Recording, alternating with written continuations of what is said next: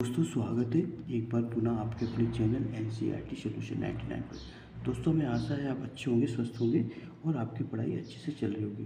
दोस्तों आज एक नए प्रैक्टिस सेट के साथ हम उपस्थित हुए हैं। दोस्तों ये प्रैक्टिस सेट आपको जो है आगे होने वाली नवोदय विद्यालय, केंद्रीय विद्यालय और MP TGT PGT किसी भी स्टेट की परीक्षा आप दे रहे हो उसके लिए प्रैक्टिस सेट दोस्तों बहुत ही ज्ञानवर्धक और उपयोगी साबित होगा।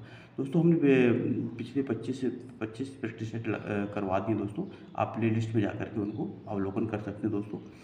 और दोस्तों आप अगर हमारे चैनल में पहली बार विजिट किए दोस्तों तो आप हमारे चैनल को सब्सक्राइब कर दें ताकि जब भी हम वीडियो आपको प्रेषित करेंगे तो आपके पास उपस्थित हो जाएगा। दोस्तों स्टार्ट करते हैं प्रश्न क्रमांक 51 से लेकर के पिछले सत्र में दोस्तों हमने 50 तक के प्रश्नों को देखा था।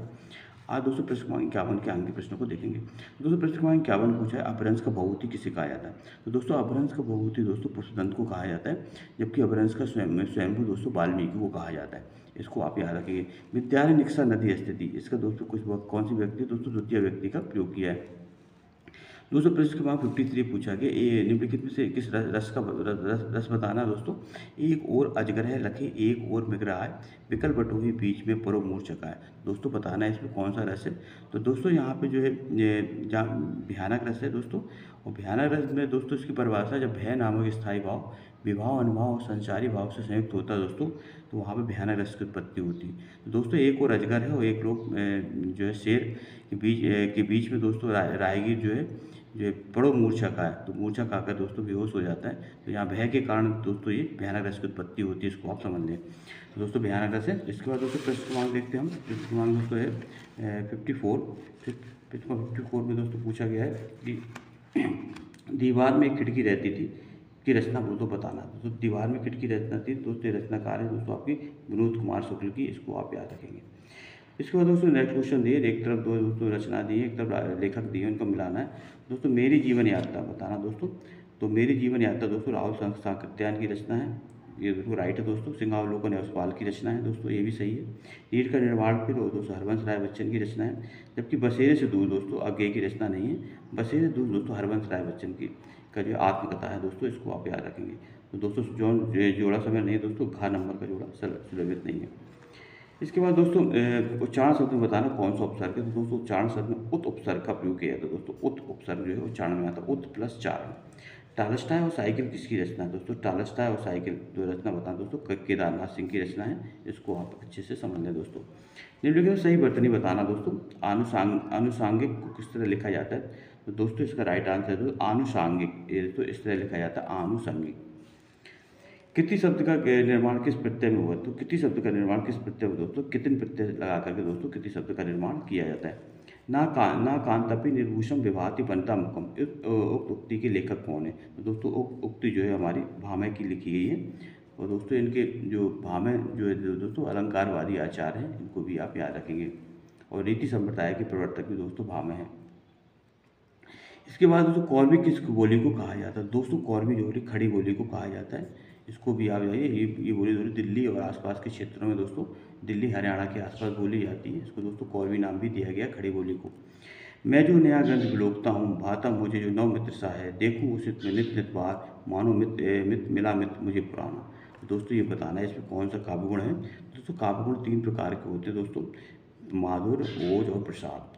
तो दोस्तों इसमें जो काव्य गुण है वो प्रसाद गुण है। प्रसाद गुण दोस्तों वहाँ उत्पन्न होता है जहाँ पे कोई बात सीधे सीधे स्पष्ट रूप से समझ में आ जाती है दोस्तों, वहाँ प्रसाद गुण होता है। इसको जो आपको याद रखना है। जाकी रही भावना जैसी, प्रभु मुहूर्त देखो दिन तैसी। तो दोस्तों जहाँ पे किसी शब्द का अर्थ सीधा सीधा निकल रहा है वहाँ दोस्तों प्रसाद गुण होता है। पर्णकुटी शब्द में कौन सा समाज है दोस्तों, पर्णकुटी। तो दोस्तों इसका विग्रह करेंगे तो दोस्तों आएगा पर्ण की कुटी। तो दोस्तों यहाँ की शब्द का तत्पुरुष शब्द का की शब्द का दोस्तों लोप हो रहा है, तो यहाँ दोस्तों तत्पुरुष समाज है। इसके बाद राष्ट्रगीत में भला, राष्ट्रगीत में भला कौन वह भारत भाग विधाता है, फटा सुतना पहने जिसका गुण हर चरणा का। उस पंक्तियों में रचनाकार दोस्तों। तो दोस्तों ये पंक्ति बताना किसकी है दोस्तों। तो ये पंक्ति दोस्तों है हमारे रघुवीर शाह की पंक्ति है दोस्तों। राष्ट्रगीत में भला कौन वह भारत भाग विधाता है। इसके बाद दोस्तों प्रश्न क्रमांक 64 हमारा पूरा होता है दोस्तों। प्रश्न क्रमांक 65 देखते हैं। प्रश्न क्रमांक 65 दोस्तों जो पूछा गया है कि ए हिस्ट्री ऑफ हिंदी लिटरेचर के लेखक कौन है। दोस्तों हिस्ट्री ऑफ हिंदी लिटरेचर दोस्तों ये हिंदी साहित्य की पुस्तक है और इसके लेखक है दोस्तों फ्रैंक ई के ने जो है हिस्ट्री ऑफ हिंदी लिटरेचर नामक पुस्तक लिखी थी दोस्तों। इसके बाद दोस्तों निम्नलिखित में से अथ का विलोम क्या होगा। दोस्तों अथ का विलोम बताना है, तो दोस्तों अथ का विलोम होता है इति। निम्नलिखित में से कौन शाश्वत शब्द का विलोम है, कौन सा शाश्वत शब्द का विलोम है। तो दोस्तों शाश्वत शब्द का जो विलोम होता है तो क्षणिक, इसको भी आप याद रखिए दोस्तों। निम्नलिखित में सही वर्तनी वाला शब्द, शुद्ध वर्तनी वाला शब्द कौन सा है। तो शुद्ध वर्तनी वाला शब्द है तो उच्च श्रृंखल, उच्च श्रृंखल, इसको आप याद रखेंगे। लेकिन शुद्ध वर्तनी वाला शब्द दोस्तों ज्योत्सना शब्द, ज्योत्सना का शुद्ध वर्तनी दोस्तों ए नंबर की है, ज्योत्सना इस तरह लिखा जाता है, आप इसे अच्छी तरह देख लें, जबकि ये तीनों दोस्तों गलत है। जिनमें शुद्ध वर्तनी वाला शब्द बताना दोस्तों सदृश, सदृश, सदृश, दोस्तों राइट आंसर दोस्तों बी है, सदृश इस तरह लिखा जाता है, इसका अर्थ होता है समान। गोद में लड़का शहर भर में ढिंढोरा मुहावरे का सही अर्थ है। गोद में लड़का दोस्तों और शहर भर में ढिंढोरा मुहावरे का सही अर्थ बताना है। तो छोटे शिशु को तलाशना, अत्यधिक शरारती बालक, पास में रहती वस्तु को चारों ओर खोजना, छोटे बालक की प्रशंसा करना। तो दोस्तों इसका राइट आंसर पास में रखी वस्तु को चारों ओर खोजना, दोस्तों इसका राइट आंसर है। पवन शब्द का शुद्ध संधि विच्छेद क्या होगा दोस्तों। पवन शब्द का शुद्ध संधि विच्छेद बताना दोस्तों। तो पवन शब्द का शुद्ध संधि विच्छेद होगा दोस्तों पो धन अन, ये इसका राइट आंसर दोस्तों। और इसमें संधि अयादि संधि है, इसको भी आप याद रखें। निम्नलिखित में द्वंद्व समाज का शब्द बताना दोस्तों कौन सा दोस्तों। इसमें द्वंद्व समाज, तो समाज दोस्तों 6 प्रकार के होते हैं। तो दोस्तों आजकल, रातों रात, दिन दिन और वीर पुरुष। दोस्तों इसमें द्वंद्व समाज आजकल है, इसका विग्रह करने पर दोस्तों आज और कल, जहाँ दोस्तों और शब्द का लोप होता है वहाँ द्वंद्व समाज होता है दोस्तों, इसको आप याद रखें। ओ औ किस प्रकार के वर्ण हैं दोस्तों। ओ और औ दोस्तों इनका उच्चारण दोस्तों कंठ और ओष्ठ द्वारा होता है, गला और ओंठों द्वारा, इसलिए दोस्तों ये कंठोष्ठ प्रकार के वर्ण हैं, इसको आप याद रखेंगे। ओ और औ कंठोष्ठ में दोस्तों कंठोष्ठ वर्ण के अंतर्गत आते हैं। इसके बाद प्रश्न 75 देते हैं काव्य शोभा करान धर्मानन अलंकार पृच्छति। काव्य की शोभा बढ़ाने वाले धर्म दोस्तों क्या कहलाते हैं, अलंकार कहलाते हैं। ये परिभाषा किसने दी थी, ये बताना दोस्तों। तो दोस्तों काव्य की शोभा को बढ़ाने वाले धर्म अलंकार कहलाते हैं दोस्तों, ये परिभाषा दी थी दोस्तों आचार्य दंडी ने, इसको आप याद रखें। इस बार नेक्स्ट क्वेश्चन देखते हैं दोस्तों। कीरत भनत भूत बल सोई सुरसरी समसह के भेद हुई। तुलसीदास की पंक्ति में कौन सा दोस्तों काव्य प्रयोग है दोस्तों, रामचरितमानस से लेगी पंक्ति है, और दोस्तों इसमें लोक मंगल की भावना व्यक्त की गई है, इसको आप याद रखेंगे। अधिसूदो सनेह को मारक है जहाँ नेकु सयानपन बाँक नहीं। बताना दोस्तों किसकी रचना है दोस्तों, ये घनानंद की रचना है। और घनानंद दोस्तों रीतिकाल के दोस्तों रीति मुक्त धारा के प्रतिनिधि कवि हैं दोस्तों। घनानंद बोधा आलम ठाकुर दोस्तों ये रीति मुक्त धारा के कवि हैं रीतिकाल के अंतर्गत दोस्तों। और इनकी जो रचना का नाम दोस्तों इश्कलता इश्कनामा दोस्तों इनकी महत्वपूर्ण रचना है, जिसको आप याद रखेंगे। प्रश्न क्रमांक दोस्तों 78 देखते हैं। प्रश्न क्रमांक 78 में क्या पूछा है दोस्तों। प्रश्न क्रमांक 78 में पूछा दोस्तों सरापात को हिंदी का प्रथम कवि किसने माना। बहुत आया क्वेश्चन दोस्तों, सरापात को हिंदी का प्रथम कवि किसने माना।